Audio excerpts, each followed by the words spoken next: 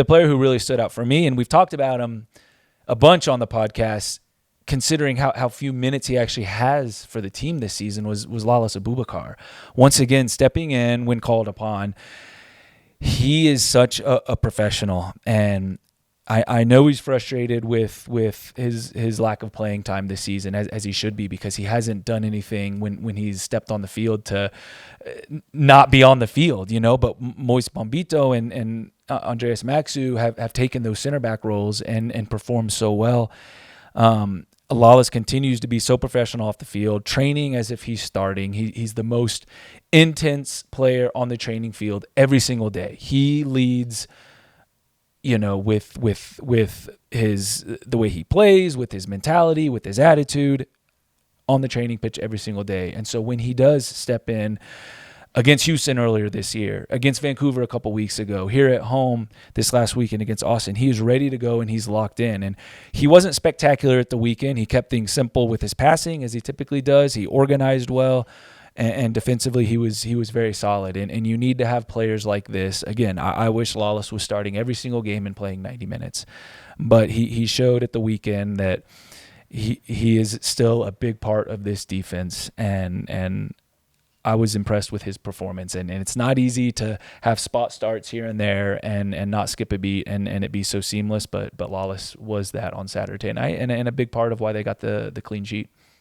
Consummate professional. Yeah, I think that's the best way to be able to describe Lalas. Again, considering the playing time, he's not getting that playing time that he had been getting since he'd come to the club here at the Rapids, and now with Moyes kind of stepping up and taking one of that starting role alongside Andreas Maxu, and that's Lalas. I think to a T, is a consummate professional, and then on top of that, just a good presence in the locker room as well. I think guys can appreciate him so much as well. You can see that, you can feel that when they interact with him, and just get behind him as well, knowing he hasn't been getting the minutes he's wanted, but they're like, no, we know Lalas can step in and do the job. When you got a bunch of young kids in the locker room that see a professional like this that's been around for 7-8 years now, frustrated by his playing time, but not letting it affect him on the training field, on the game field, in the locker room, it's huge, and it's a great example, and these are the kind of players you want to have around. Yeah, and to add to that, like, Lalas was putting himself in the best possible situation to take advantage of this.